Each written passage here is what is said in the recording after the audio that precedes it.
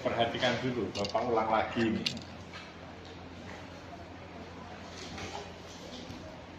Sebelum melakukan analisa usaha, apa yang harus kita lakukan? Mencari peluang bisnis atau kebutuhan yang ada di masyarakat, Pak. Bukan. Mencari peluang bisnis yang ada di masyarakat. Ya. Mencari peluang bisnis.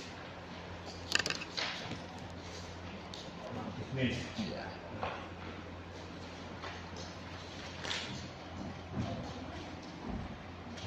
Peluang bisnis didapat dari kebutuhan pasar. kebutuhan pasar.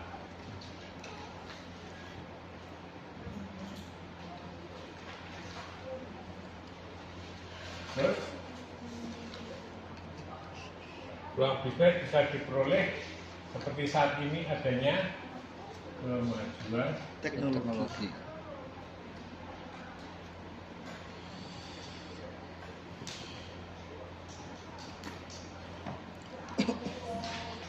kebutuhan pasar, kemajuan teknologi, terus apalagi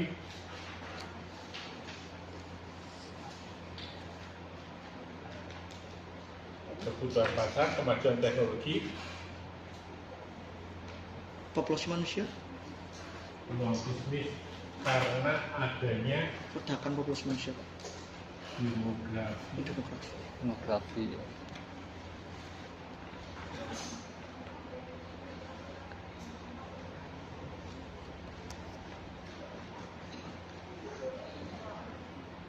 Demografi suatu negara itu maksudnya antar seperti di Indonesia aja udah nggak usah jauh-jauh, ada suku Jawa, suku Madura, suku Bali, kemudian Sunda dan sebagainya, dia punya karakteristik tersendiri. Nah, juga dengan mungkin ada suku Sasak di Lombok, kemudian juga suku Dayak dan lain sebagainya. Mereka punya adat istiadat tersendiri, tentunya merupakan demografi yang membutuhkan suatu ciri khas, sehingga disitulah terjadi peluang bisnis. Kemajuan teknologi tentunya sangat mempengaruhi untuk saat ini. Kemajuan teknologi sangat berperan serta besar dalam kaitan untuk menciptakan peluang bisnis, dan tentunya yang paling dominan adalah adanya kebutuhan pasar. Tanpa ada kebutuhan pasar, maka untuk menciptakan suatu produk itu juga menjadi sesuatu yang mustahil menjadi suatu peluang bisnis. Nah, dalam kaitan kebutuhan pasar, kemajuan teknologi dan demografis, tentunya di sini semua pasti ada yang namanya suatu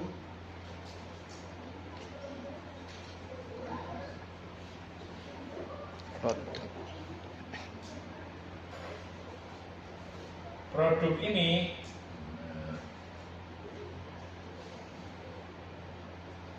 berupa apa? Barang jasa. Barang dan jasa. Lalu tunai. Barang Dan jasa. ini jasa.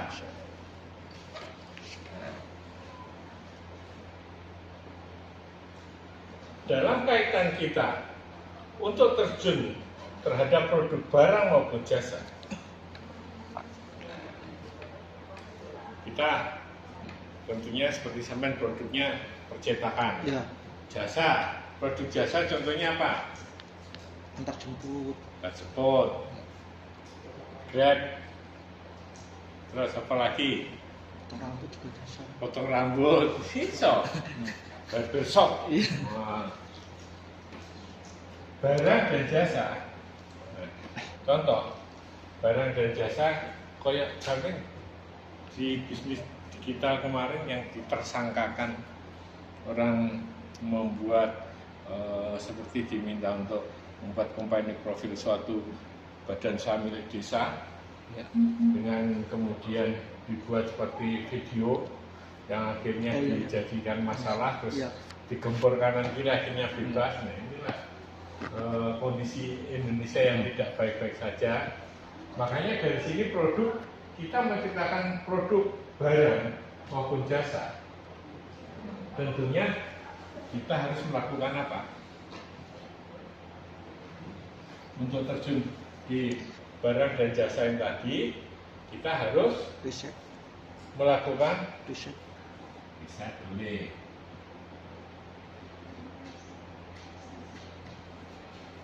Riset adalah Mas Anas bilang riset. Riset tentang apa, Mas?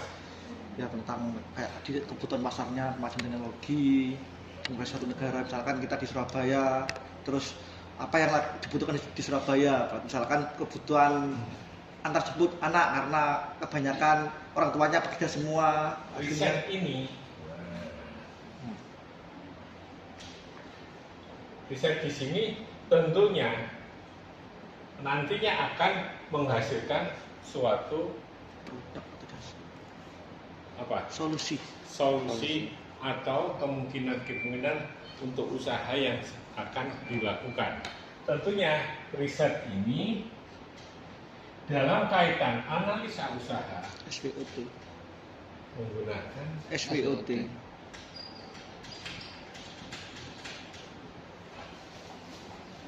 ngomong lingkup, kita akan ngomong entrepreneur ya, usaha kecil dan menengah. Kalau usah adu-adu gunakan SWOT. Kemarin Bapak kebetulan ada cuci sepatu pet, pernah dengar? Punya cabang di sini ada, Pedangan ada, dia di Pedaeng ada, dia udah punya 8 cabang. Anaknya muda, usianya masih sekitar 27 honornya. Nah, pada saat mereka ingin mengembangkan usaha, persaingan makin gede, makin ketat. Apa yang harus dilakukan? Nah, SWOT apa Mbak? Analisis SWOT apa Mbak? Business, seperti grade. Nah, kita apa nih pas skripsi itu gampang. Nah, dari analisis SWOT tadi, Bapak sudah jelaskan masing-masing harus punya tahu kekuatannya di mana.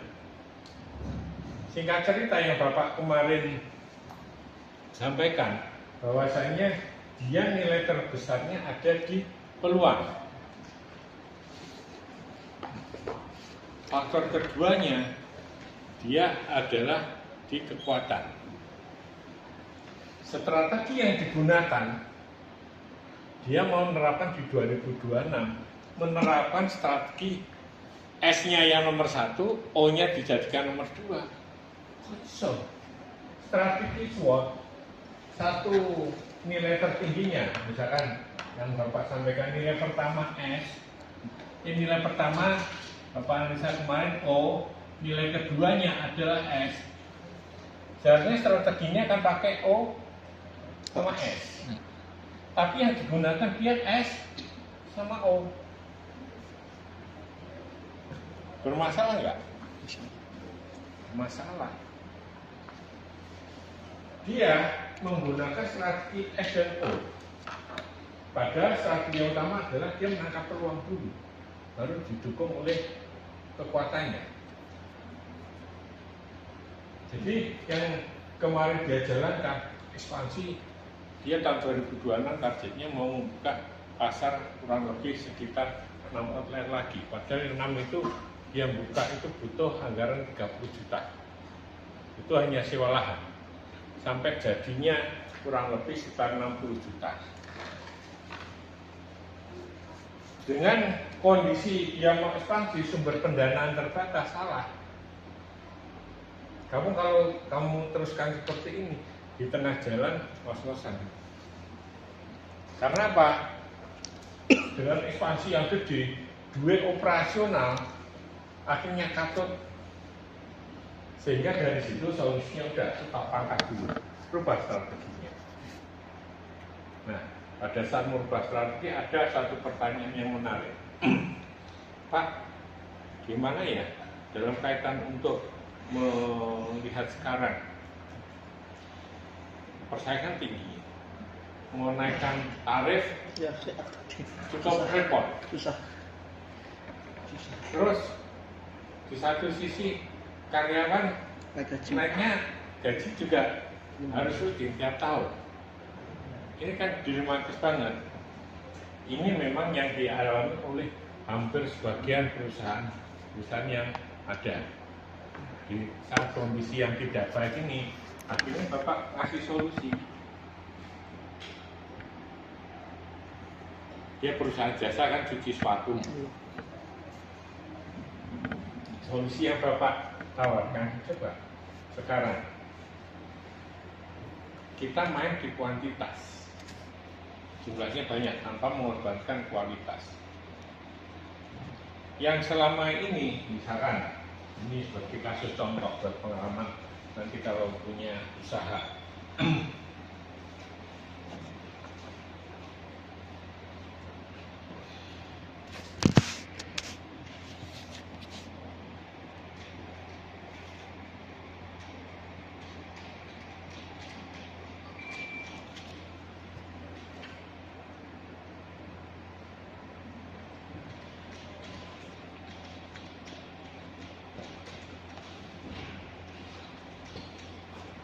Ya, misalkan dalam usaha ada konsumen lama, konsumen baru, konsumen coba-coba.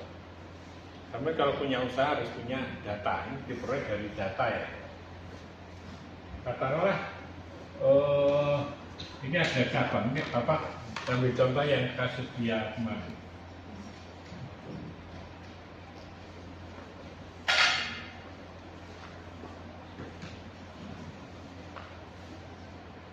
Ini cabang A, cabang B, C, D. Misalkan Bapak ambil 4 aja.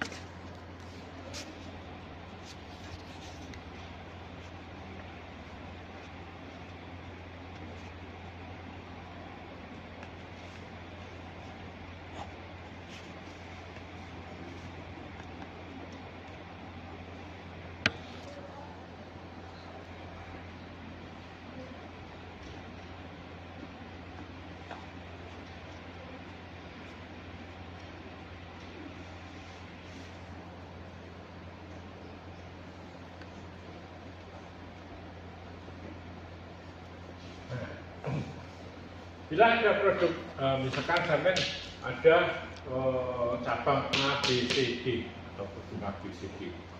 Di data yang kalian dapat, konsumen A dalam 1 bulan, misalkan konsumen di cabang A itu konsumen lama 80, konsumen B 20, konsumen coba-coba 20. Bikin dulu menarik apa enggak ini. Kemudian di konsumen di cabang B, konsumen lama 60, baru 20, coba-coba 30. Yang cabang C 40, 40, 30, 50, 30, 10.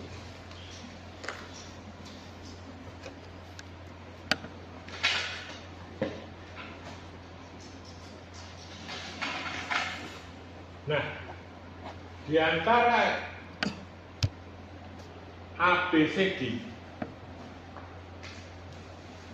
cabang mana yang menurut kalian paling bagus?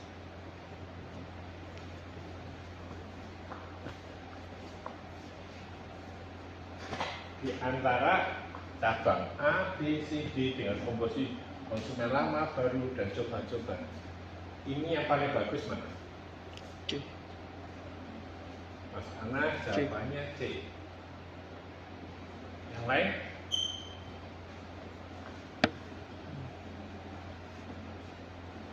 Ini sampai punya usaha menarik banget. Bapak buka ini ilmu itu karena Bapak berapa kali memberi konsultasi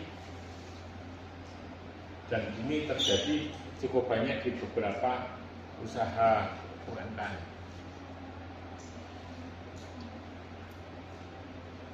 Ayo, punya pendapat lain? Kalau saya apa? Amin A. Mas apa Mas? Febri. Jadi A. Ada pendapat lain? Mbak? Tapi begitu tapi B.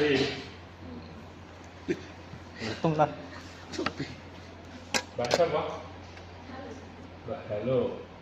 Mas Febi ya. mandi mas.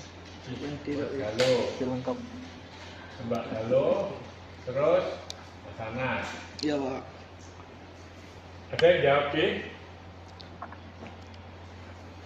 Apa Mbak? Sama Mbak? D, nggak bilang D. Sing api di?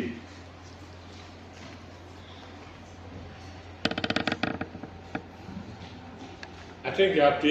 Mas? Sampai apa Mas? Enggak. Nggak jawab. Sekarang soal Mas Febi, Ya. kenapa kok yang paling bagus A? Soalnya kan pelanggan lama kan paling banyak Pak. Itu biasanya kan mempunyai keuntungan yang lebih stabil. Keuntungan pelanggan lama banyak Pak. Lebih stabil. Dia berarti cocok Ya. Pak Dok, brandnya ini. Nah, bolak-balik wis Dan konsumen ditanyain lama juga wis bisa lebih percayalah itu dari sini repeat order terus jalan. Alasan Mas Febi itu benar juga. Kemudian, halo, kenapa milih B? Saya melihatnya dari sudut pandang coba-coba itu sih.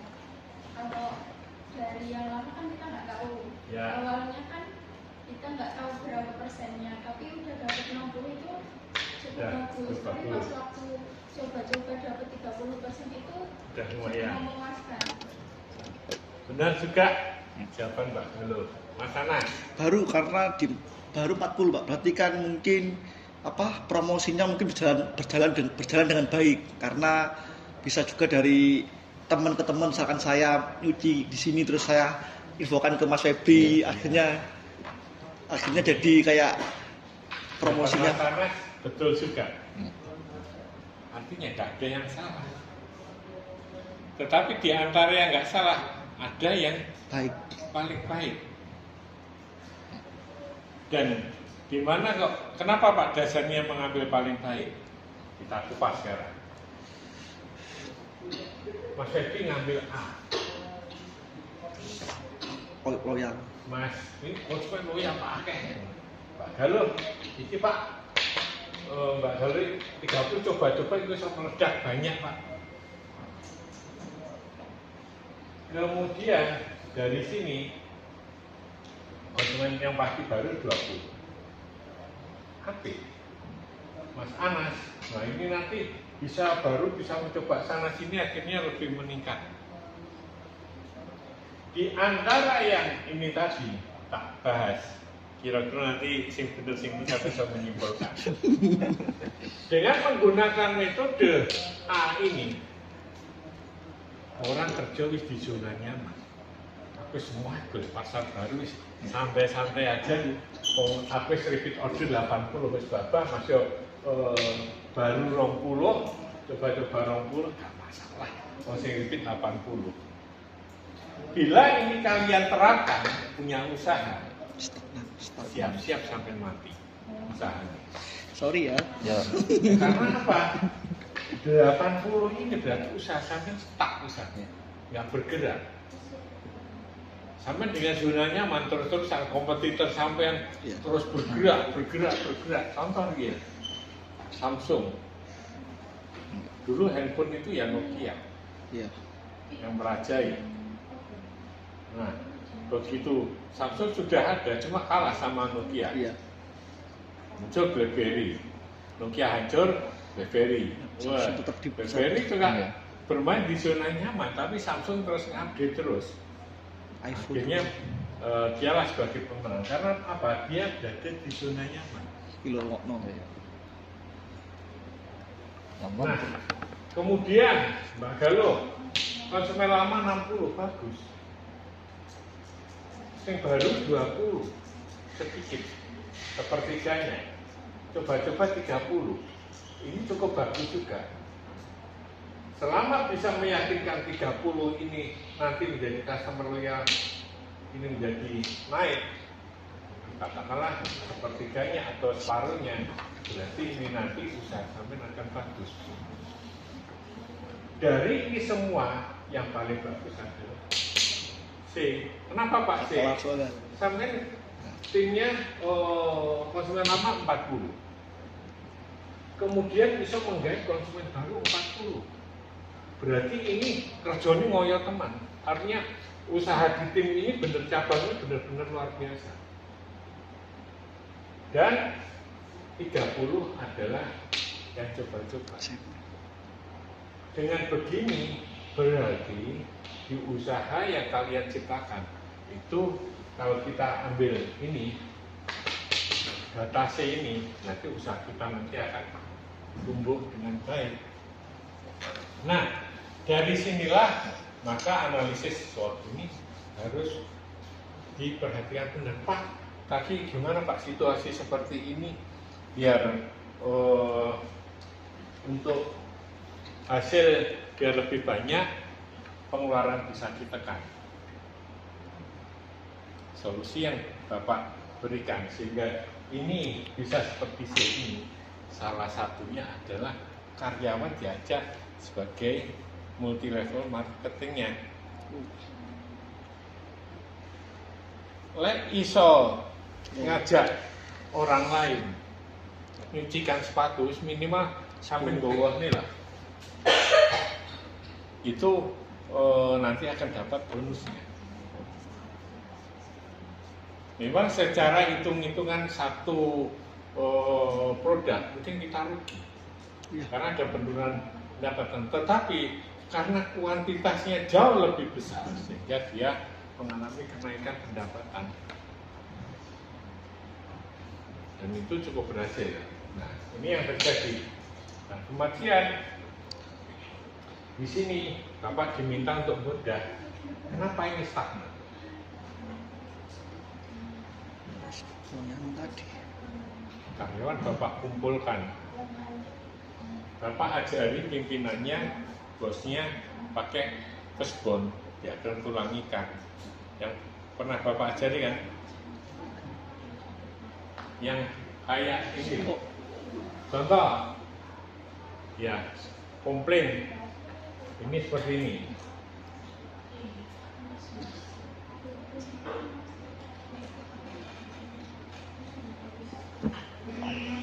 Ini ada duri-durinya. Tahu. Saya. Pernah diajarin Bapak kan? Belum? Pak. Belum. Dari sini Bapak sampaikan ke bosnya. Ini koyone sepele, kesbon itu analisa SWOT, tapi hasilnya luar biasa. Kalian pada saat ngumpul sama anak buah, apa data yang tertinggi pada saat ini adalah komplit misalkan ya.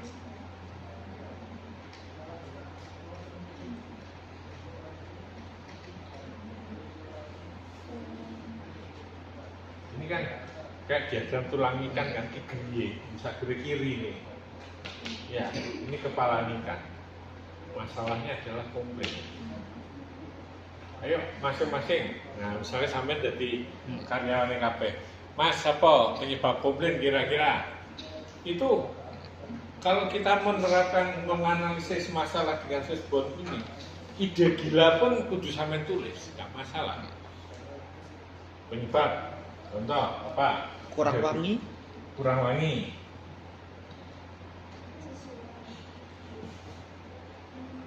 Kurang wangi. Terus apa lagi? Tidak on time atau tidak sesuai dengan jadwal. Tidak on time.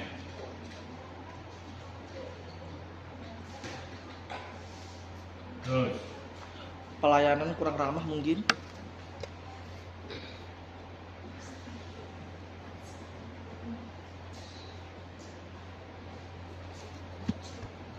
CKS tidak ramah. Iya. Terus Tidak fast respon. Biasanya orang kan tanya kan, ya, itu penting sih Pak. lemot tidak. Iya. Tidak.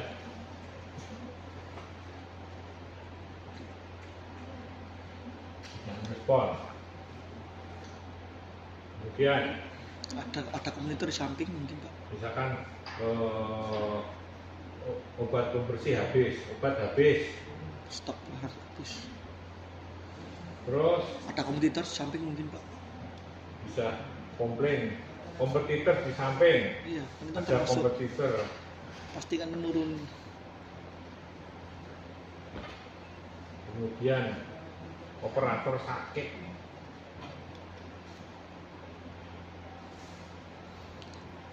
Tidak ada layanan antar mungkin terus layanan antar jemput. tidak ada layanan antar.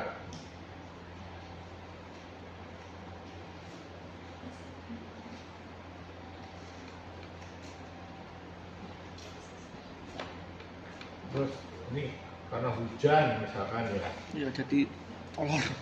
Oh, terus kemudian di sini selain hujan Tempatnya kurang nyaman pada waktu pengambilan.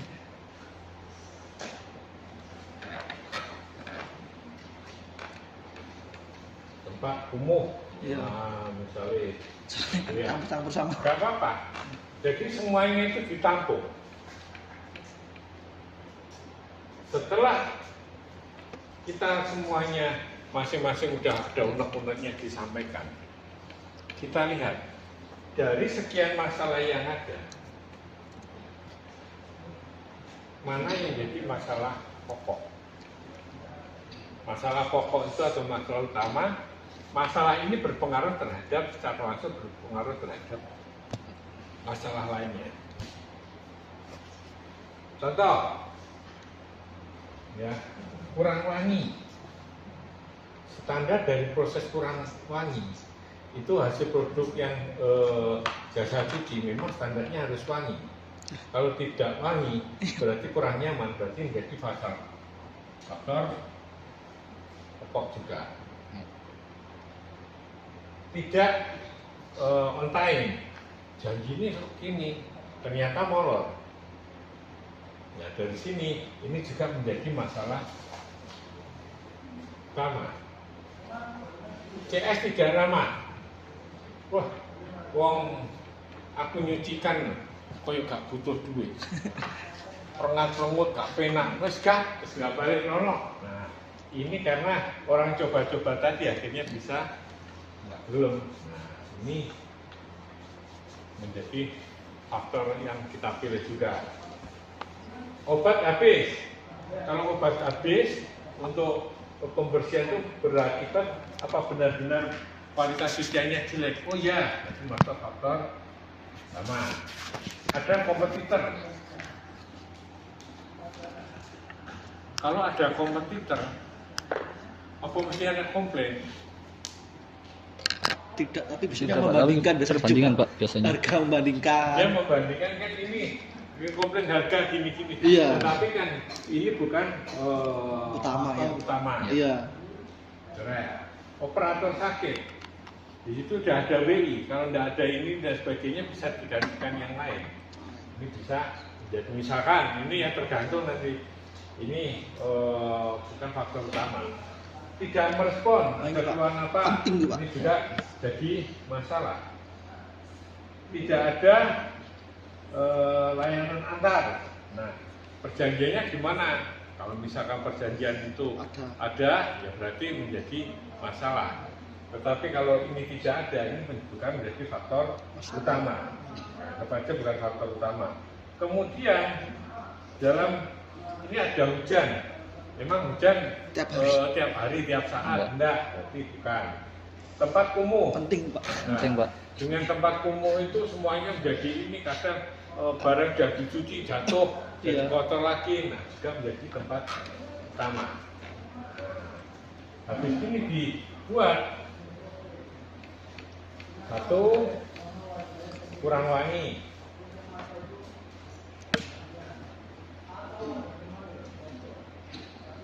kedua tidak on time.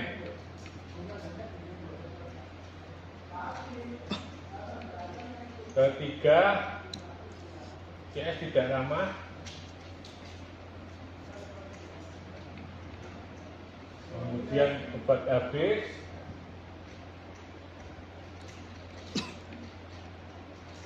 Obat habis, tidak merespon.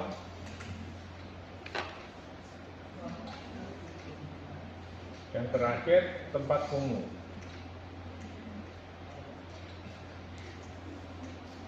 Nah, kemudian dari sini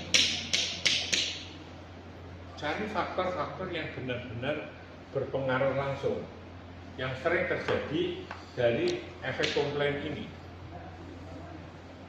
Komplain yang masuk ternyata faktor tertingginya adalah katakanlah ini faktor pertama, faktor kedua, dan yang ketiga Bisa respon, Pak. katakanlah tidak merespon.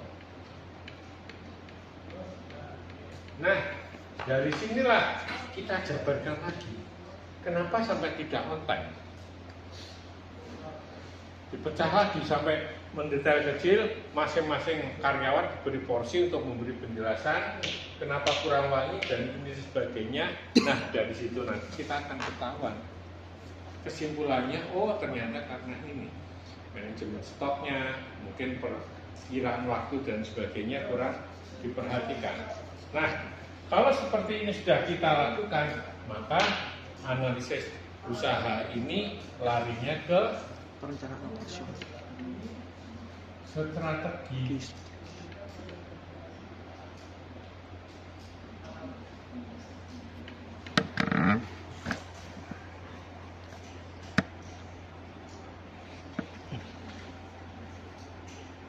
Dari strategi inilah maka masuk ke perencanaan operasional.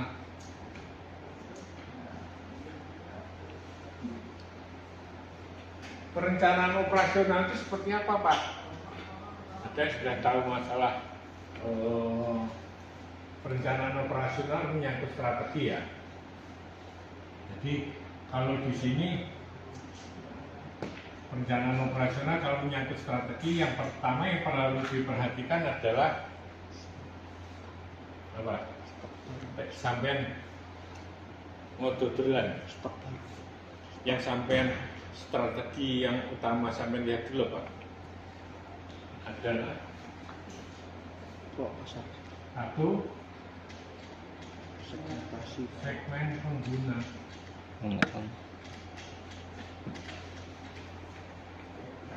Ya kan?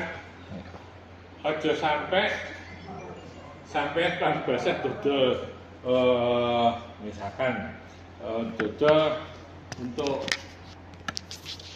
bubur, bubur Madura, dodol sebagainya, segmen yang sampai bidik nggak jelas. Atau sampai pesen apa membuat olahan misalkan dodol Garut kan kenyal-kenyal gitu ya. Sampai segmennya diarahkan ke orang tua, ya kayak moi. Karena apa? Kurang pas kan dengan gigi dan sebagainya. Nah, itu makanya perlu ini penetapan siapa segmen penggunanya. Nah, setelah segmen pengguna, Terus mobil. Apa? Terus mobil. Dua. Terus mobil, Pak. kita harus melihat Sendaknya. Yo, coba. Kasih ini Hah? kok rawas ini. Banyu perigen, Mas.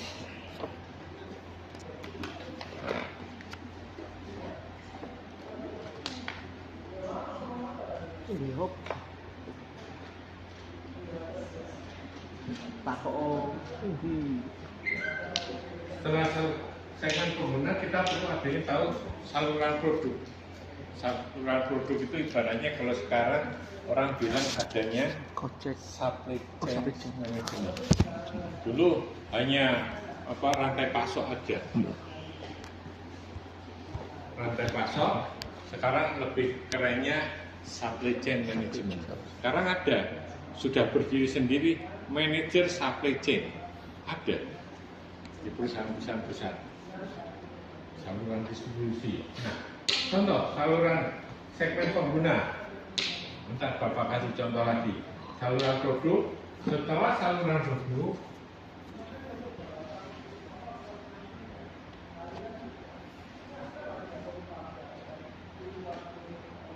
yang setelah saluran produk apa kira-kira dari segmen produk itu bagaimana nanti akan distribusikan. Ya distribusi. Promosi.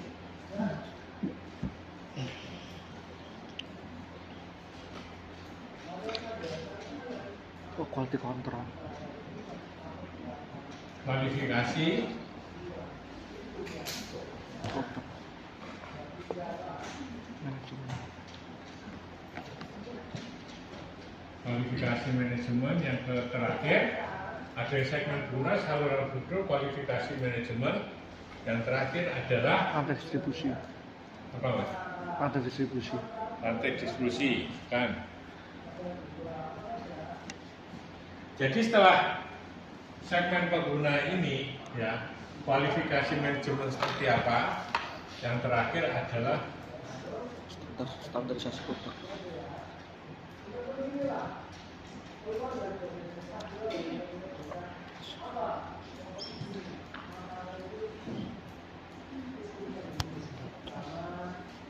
nah, dari perencanaan operasional ini meliputi strategi bagaimana segmen pengguna. Strategi kita katakanlah sasarannya anak-anak muda. Kalau kita menggunakan strategi anak muda yang akan kita ambil untuk tertarik dengan barang ini, tentunya nggak mungkin dong kita promosi di TVRI, di RRI kan enggak. Tentunya yang paling gaul di medsos, bisa di IG, terus medsos-medsos yang lain. Itu strateginya seperti apa? Saluran produksi nanti seperti apa? Nah, kita katakanlah mau yang paling konyol, contoh bahan pangan ini ya, konyol asal bikin itu adalah Hopdes merah putih. Ya. Itu konyol banget. Yang dikejar dia membentuk Hopdes semaksimal mungkin. Padahal itu duit rakyat. Jadi nggak menggunakan uang, pokoknya nggak bayar pajak, tetapi ngentek-ngentek ini duit tanpa untuk kegiatan yang produktif. Sehingga apa? Dari sini kalau kita lihat sing seneng dolanan saham ini pada tahap yang paling rendah sejak Indonesia berdiri, terutama nilai rupiah sangat jatuh dan pasar saham pun udah bayar dari luar negeri sudah banyak yang menjual, sampai di periode 3 bulan ini sudah 70 T yang sudah keluar karena sudah tidak percaya terhadap pemerintah ini. Ditunjang lagi dengan adanya MPG dan Hopdes merah putih. Bapak kebetulan juga sebagai fasilitator nasional yang ngajar manajer Hopdes merah putih. Tapi Bapak tetap sampaikan, rata-rata mereka tidak paham bagaimana tentang pendistribusian produknya, bagaimana kualifikasi manajemennya.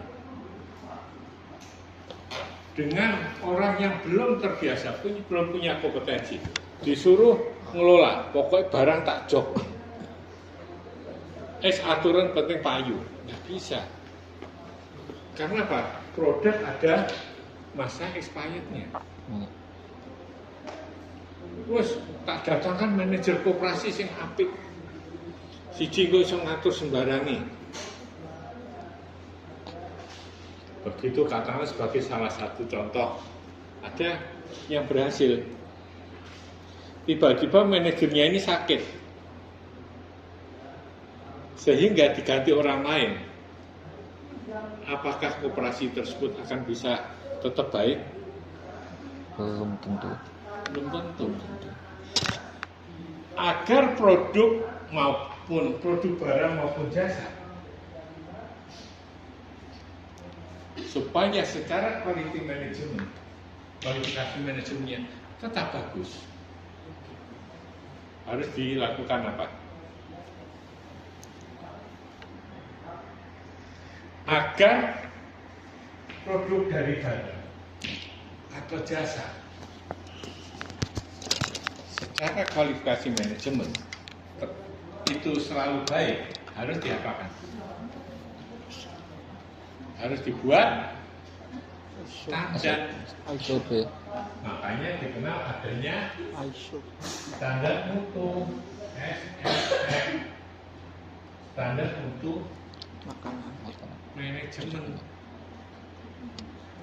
Dalam kaitan standar mutu manajemen ini, kenapa harus terstandarisasi baik barang maupun jasa seperti di LSD Mardika maupun di perusahaan-perusahaan lain? Kenapa harus ada standar? Supaya orang tidak tergantung oleh satu orang dalam satu pekerjaan.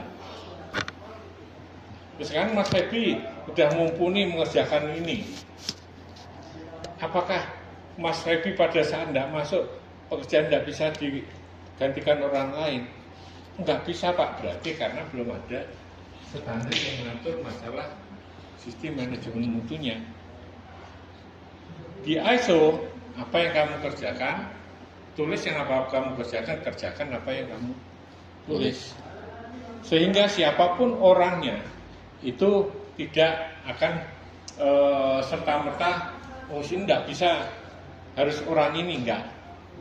Karena di situ ada yang namanya standar mutu manajemen. Di sini nanti ada yang namanya prosedur kerja.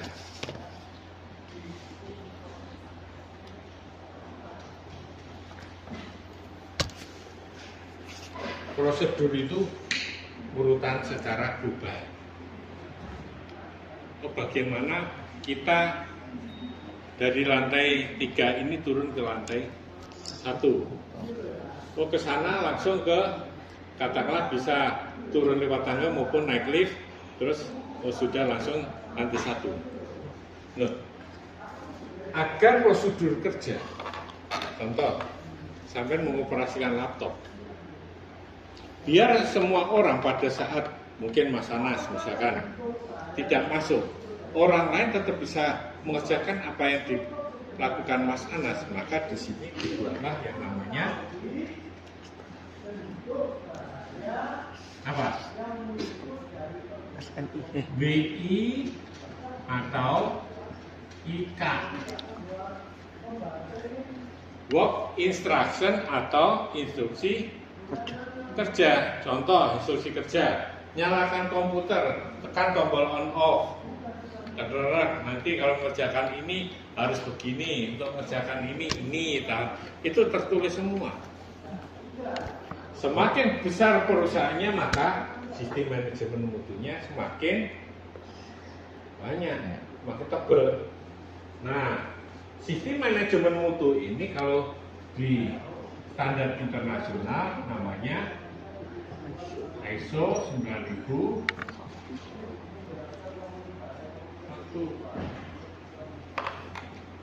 Nah, kemudian kalau ini menyangkut 9001, Pak, kemarin perusahaan saya nggak bisa karena dianggap merusak lingkungan karena menebangi pohon. Nah, kalau sudah seperti itu, maka ada sekarang yang namanya sistem manajemen lingkungan atau ISO 14000. Ini tentang manajemen lingkungan. Pak, bagaimanapun juga perusahaan saya itu perusahaan besar, risiko tinggi, tingkat pekerjaan itu sangat berbahaya. Dari situlah muncul inisiatif agar tenaga kerja bisa bekerja dengan baik dan terlindungi masalah kesehatannya. Ada yang namanya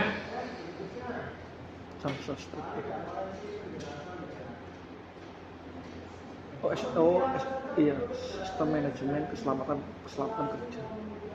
SMK 3, sistem manajemen Keamanan keselamatan kerja.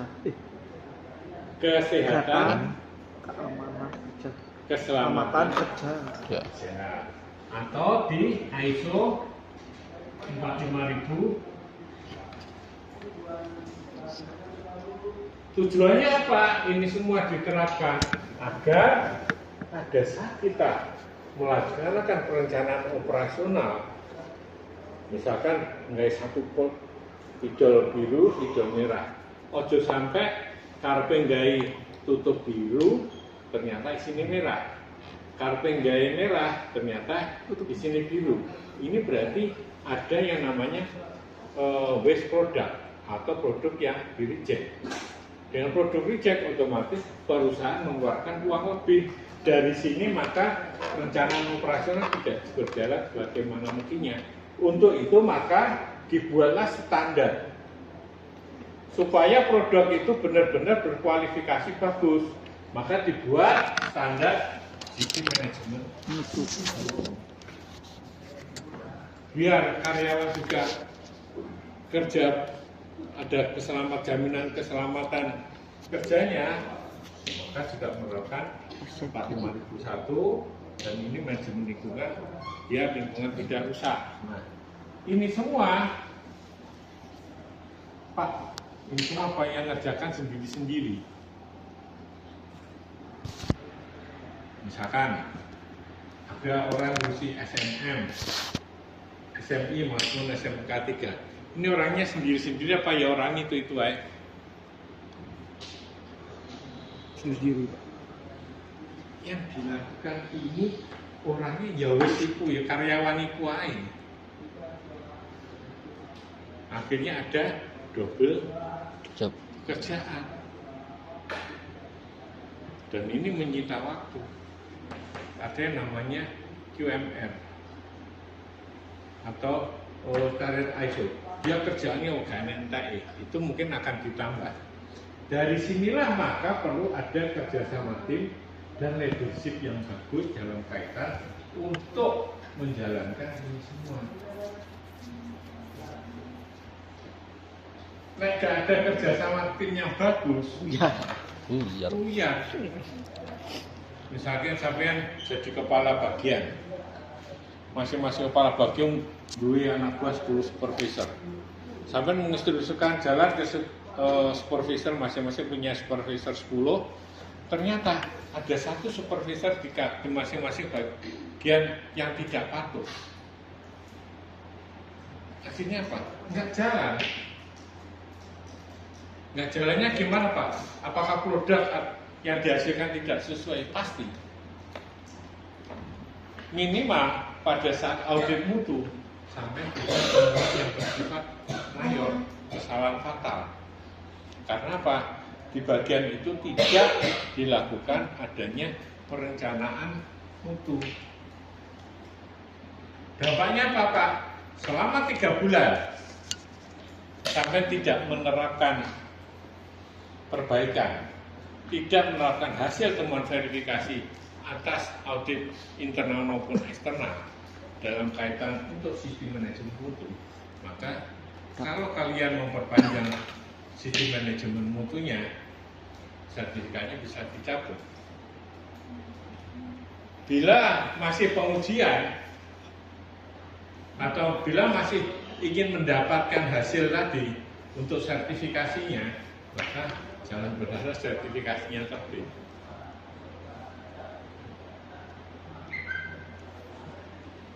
Nah, dari sini Pak, masuk Pak, aku UMKM, usaha kecil mau go internasional kok harus menerapkan ini.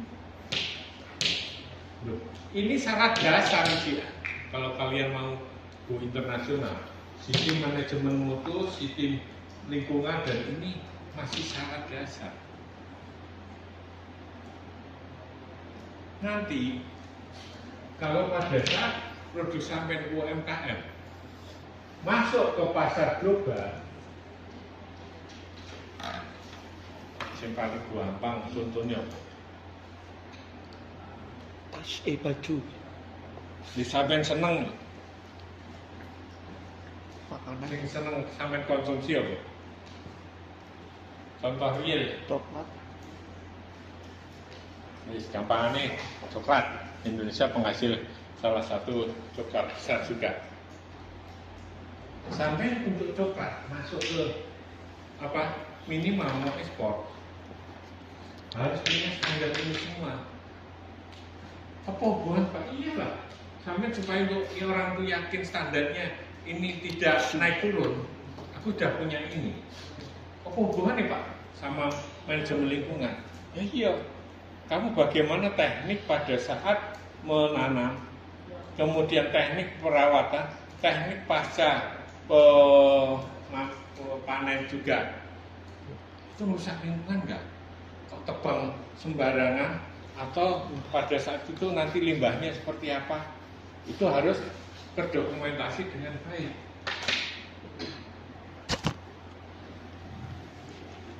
Dari sini kemudian hubungannya dengan K3 juga, iya, mereka sangat peduli.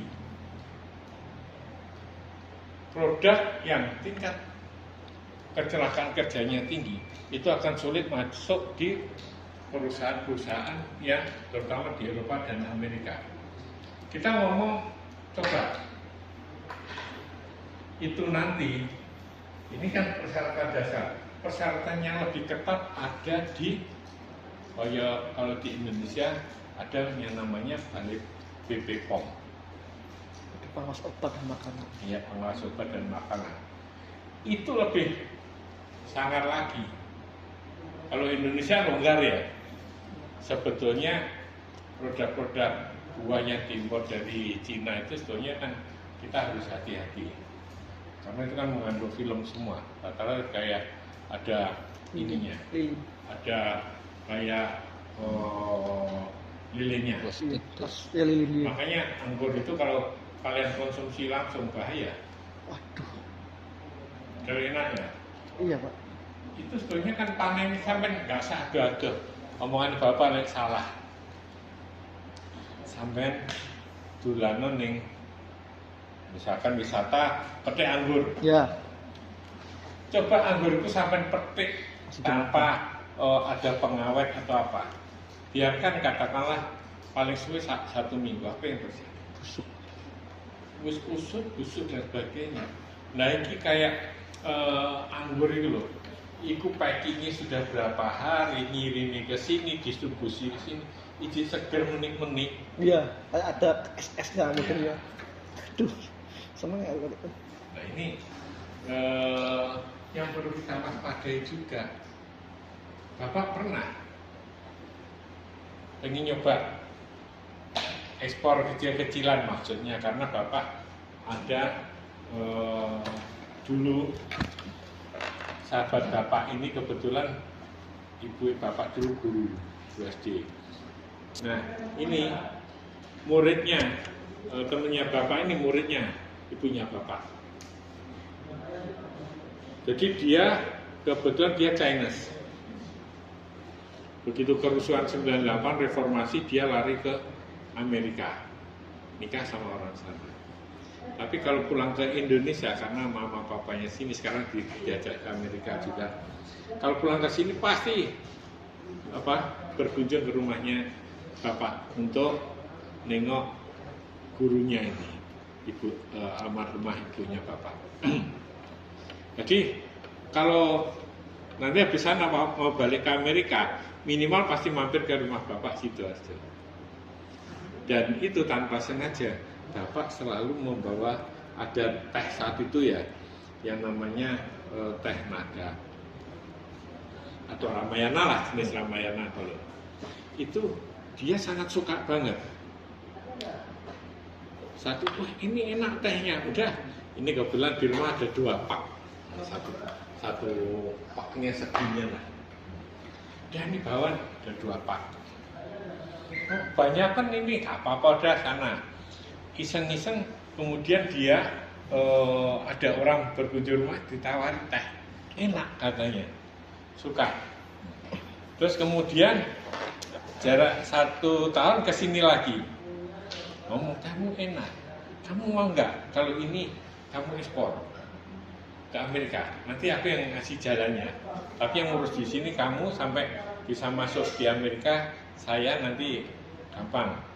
Nah, karena tehnya itu kalau di sini itu masih modelnya plastik biasa, belum seperti teh celup. Bapak dulu cari ininya tempat untuk teh celup itu sulitnya setengah mati, cari dari Disperindak sini Bapak cari informasi juga buntu. Aduh, ya apa ya? Nah, ternyata sambil berjalan Bapak mengurus dokumen food apa namanya, itu ternyata orang itu dipingpong sana sini kurang ini kurang, akhirnya bapak nyerah dah. Dan pada saat berlalunya itu bapak sudah sampaikan, bapak coba cerita ke teman bapak, dia gimana caranya kok bisa memasukkan saat itu masukkan gula aren tuh, gula aren dari di Indonesia ke sana, di daerah kebetulan dibawa ke wilayah Uzbekistan kalau nggak salah. Dia memang di sana prosesnya rumit, karena kalau masuk di daerah-daerah Eropa maupun pinggiran Eropa itu standarnya ketat banget, sama harus memenuhi ini. Biayanya kalau misalkan di Indonesia ngurusnya bisa habis, katakanlah walaupun dengan nembak sana sini habisnya bisa sampai 100 juta. Sana biaya sebetulnya nggak banyak. Mungkin biaya hanya sekitar paling besar 50 jutanya. Tetapi wira-wirimu ini untuk memenuhi sertifikasi ini, memang sulit. Tujuannya apa? Ini salah satu bentuk proteksi yang dilakukan oleh negara tersebut terhadap produksi dalam negerinya. Tapi di Indonesia kan tidak. Bahkan presidennya ngajangi ombo, impor tanpa SNI, padahal orang cari SNI dan TKDN itu sulitnya luar biasa dan biaya mahal. Nah, inilah ironi yang terjadi di saat negara-negara lain itu membatasi produk-produk impornya agar tidak digempur oleh produk-produk Cina, utamanya Indonesia malah membuka begitu luasnya. Dampaknya apa? Ini real, Bapak tahun 2025, 2026 sudah mau ikut pameran lagi. 2025 puncak kekecewaan Bapak sudah Bapak sampaikan di perusahaan juga, nggak saya ikut di 2026. Walaupun temanya misalkan ekstrim ya, pameran produksi dalam negeri. Tapi yang terjadi apa? Di Jakarta Expo biasanya pamerannya besar. Beberapa pameran di 2025 yang Bapak ikuti, 6 pameran skala besar, itu ternyata mayoritas justru pemerintah itu menjembatani produk-produk Cina. Kok bisa Pak? Iya itu melok. Kita di sana produk Cina semua. Dari katakanlah 100% peserta, perusahaan Indonesia hanya 30%. Sampai bayang nih, produk Cina yang dulu itu sulit, akhirnya malah dikasih panggung, jadi tahu, ini harus beli di sini, walaupun jumlahnya tidak banyak. Sehingga dampaknya Pak, nah, produk-produk yang tidak terstandarisasi pun akhirnya mudah masuk ke Indonesia. Dampaknya kita, nah, kalau produk lokal go internasional, kalau masalah entrepreneur sekarang ini andalannya apa?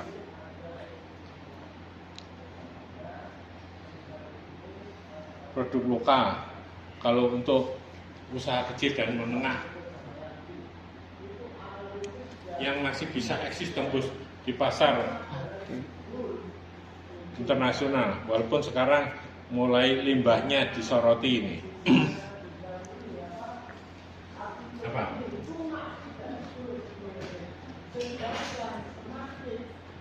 Ya kan aku mau batik.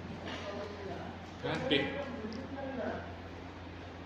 Ini peminatnya di luar negeri besar. Sekarang, nah, dibuat isu masalah lingkungan. Isu ini bisa dianggap sebagai dua sisi mata uang yang berbeda. Di satu sisi bisa dibuat salah satu akal-akalannya negara maju supaya produk dalam negara berkembang sulit masuk ke negara maju, tetapi sejatinya ini memang standar yang harus dipenuhi. Limbah contoh, siapa sing rumahnya Maduro, Bangkalan, yang kapan hari pernah dengar di pasir apa Arusbaya ya. Arusbaya. Nah itu kemarin ditemukan di sungai warnanya merah. Oh, pernah. Setelah ditelusur itu kan dari Kadin. Dan penjernih apa untuk larut badai itu tadi kumannya itu kan bahan-bahan kimia semua. Iya. Karena tidak ada penyuluhan, tidak ada solusi, akhirnya gampang Wah. buang ke sungai. Nah, ini kan jadi bahaya memang. Di satu sisi memang standar ini bagus, satu sisi bisa menjadi proteksi terhadap Ini barang produk-produk lokal. luar agar tidak masuk ke dalam negeri.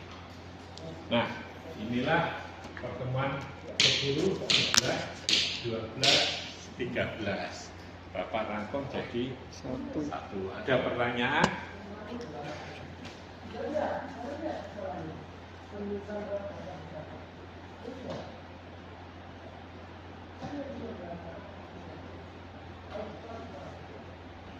Kalau tidak ada, kita kan dua 16 kan UAS. Iya, tinggal 15 Pak. Ini nanti Bapak di UAS, hasil UAS kesepakatan sama kalian nih. Bapak cuma ingin ada ini nanti di lembar UAS, Bapak hanya akan menampilkan, terserah bisa dilakukan di pertemuan terakhir atau nanti di tanggal 16. Kalian ciptakan satu produk. Ini untuk bahan sampai nilai UAS. Ingat, ciptakan satu produk. Produk itu bisa barang maupun jasa. Kemudian dari produk ini analisa, kenapa saya kok menciptakan produk ini? Buat analisis usaha, ya, seperti apa, dan kemudian strategi sampean dalam kaitan menjual produk seperti ini seperti apa. Analisis usaha juga sampean kasih ini. SWOT. Nah, dan buat strateginya, sehingga nanti produk kalian pada saat nanti UAS, katakan pertemuan 15 kita sepakati, udah jadi nanti UAS sampai pada saat ini, pada saat ujian sampai lebok nih, sing data sih sudah sampai kirim ke Bapak. Sehingga sampai pada saat UAS nanti udah maju selangkah lebih maju, sudah selesai duluan. Itu mandiri atau pokok mandiri? Mandiri. Ya, ini kan melatih entrepreneur. Itu aja kan. Endingnya kan itu yang ini Bapak harapkan. Kalian punya wawasan, terus kemudian analisanya seperti apa. Untuk barang dan jasa ini harus produk baru atau produk lama Pak? Produk lama pun boleh produk baru ya, boleh. Sampai produk baru Bapak akan memberi skor lebih tinggi mulai. Produk lama, yang penting analisanya ini tidak boleh sama.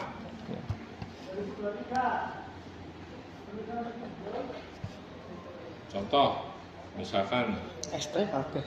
kabeh ST ya Loh, beda lagi misalkan sampai ST es jeruk Bapak masih oke.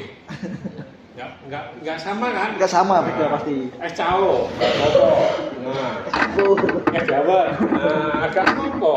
Yang penting tidak sama. Itu yang Bapak harapkan. Jadi ilmu ini Bapak rangkum seperti ini, dan inilah kondisi real yang terjadi di perusahaan, bagaimana menerapkan tahapan-tahapannya dan strategi yang digunakan. Berarti di 14 ini kita nggak ketemu, di 15. Nah, Sekarang kita sepakat. Hasil akhir di pertemuan 15 atau hasilnya sambil serahkan di 16. Hasil, Bapak pengen tahu hasilnya juga. 16. Jadi 16 datang ke kampus. Tuh gak bisa datang kampus wong UAS kok 16. Gak bisa 16 UAS. Lah ya toh kan kesini ini kan pengumpulan. Tapi pas gak oleh gak ngomong nang kampus sih. Gak ngomong nang kampus gak kelas. Kan memang gak ada jadwal.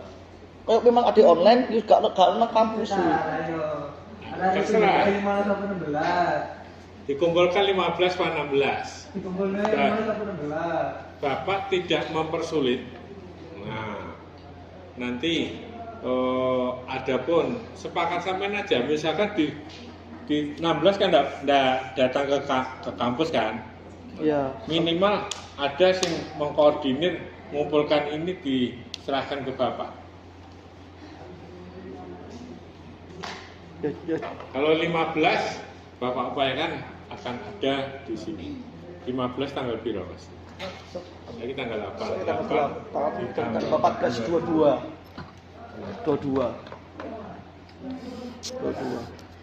Bapak upayakan enggak? Nanti di grup aja ya. Iya, Kalian rundingkan Iya. kapan sehingga dari situ bisa menghasilkan sesuatu yang berarti kalian sendiri. ini berarti bentuk hasil Pak ya? Apanya? Ini. Ya, produknya juga harus ada. Fisiknya Pak. Fisiknya harus ada. Sampeyan gawe kue onde-onde masakan. Ya kudu enak onde-onde ini. Individu berarti. Individu. Makanya nggak boleh sama. Oh Sampeyan jasa jangan Pak? jasa. Iya. Contoh. Sampeyan Antar jemput lah katakanlah. antar jemput. Iya. Ya. Sampeyan enek bukti ini antar jemput ya. Sampeyan tergabung ning ndi? Kan maksudnya kan baru Pak.